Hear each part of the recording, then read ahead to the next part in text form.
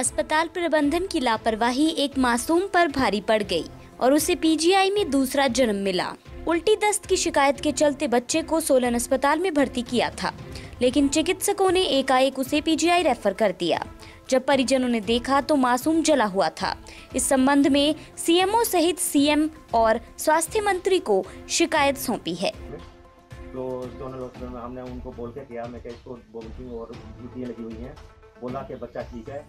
और जब भी ग्लूकोज लगाया तो हमने बोला ठीक है आप डॉक्टर हैं, ठीक है, अगर ठीक हो जाता तो हमारा क्या चाहिए। और तो हम जो वापस लेके आ गए बच्चे को और दवाइयाँ लेके आए। फर्स्ट डोज हमने 12:30 बजे से उसको देना शुरू किया और 2:30 बजे बच्चे की जो कंडीशन खराब हो गई, वो सांसें बहुत तेज़ लेने लगा।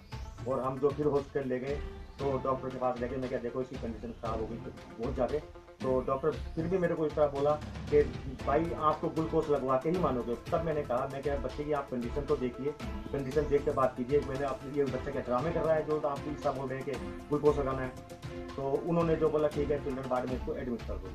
2:30 बजे जो उन्होंने एडमिट किया, उसको एडमिट किया। वहाँ पर हमारे को एडमिट जब करने लगे, नर्सें अपने पास लेके उसका वजन करने लगे तो हमारे को बाहर निकाल दिया गया कमरे से और उसको ग्लूकोज लगाने लगे कि क्या करने लगे हमारे को नहीं पता कि बच्चे के हिसाब से क्या उन्होंने हीटर लगाया, कोई मस्कुलर हीटर लगा हुआ था वहाँ पर, उसके पास रख दिया बच्चे को, जिसकी वजह से उसकी कान, उसके उंगलियाँ और कान जल गया और कान तो बहुत ही ज़्यादा जली हुई थी।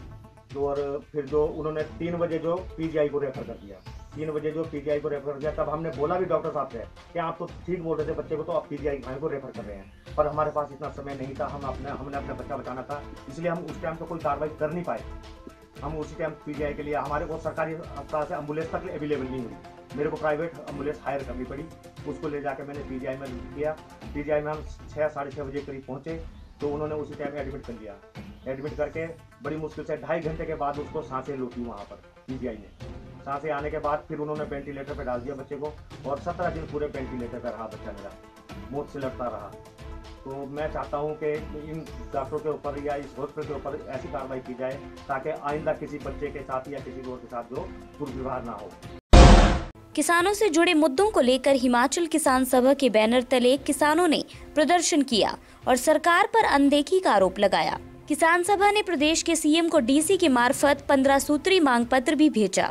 सभा ने मांग की कि लोकसभा चुनाव में राजनीतिक पार्टियां किसानों से जुड़े मुद्दों को घोषणा पत्रों में शामिल करें। सुजानपुर का राष्ट्र स्तरीय होली महोत्सव और पालमपुर का राज्य स्तरीय होली मेला एक दिन के लिए स्थगित कर दिया गया है। गोवा के सीएम मनोहर पर्रिकर के निधन के कारण देश भर में एक दिन के राष्ट्रीय शोक की घोषणा की गई है। अब ये दोनों महोत्सव कल शुरू होंगे और निर्धारित समय पर संपन्न होंगे। हिमाचल बीजेपी अपने प्रचार अभियान की शुरुआत शहीद भगत सिंह के शहीदी दिवस 23 मार्च से शुरू करेगी। बीजेपी की ऊना में प्रदेश अध्यक्ष सतपाल सत्ती की अध्यक्षता में हुई बैठक में ये निर्णय लिया गया कि 6 अप्रैल तक घर घर जाकर केंद्र की मोदी सरकार की नीतियों का प्रचार प्रसार किया जाएगा। भारतीय जनता पार्टी ने अपने जो आने वाले कार्यक्रम है उसकी पूरी रूपरेखा तैयार की है।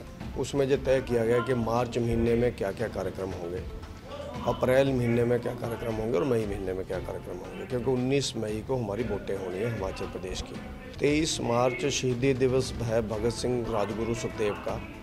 उस दिन से लेकर के 6 अप्रैल भारतीय जनता पार्टी के स्थापना दिवस तक डोर टू डोर कैंपेन लोगों को किया जाएगा। घर में झंडे लगाना, स्टिकर लगाना, लोगों को मोदी जी की अपील देना, प्रदेश सरकार के द्वारा की गई कामों की, प्रदेश सरकार की उपलब्धियों का पत्रक देना, ये काम हम लोग 6 अप्रैल तक चलाएंगे।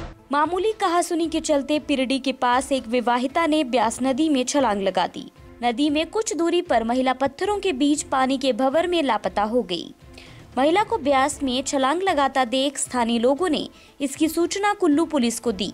मौके पर पुलिस महिला के शव को तलाश कर रही है।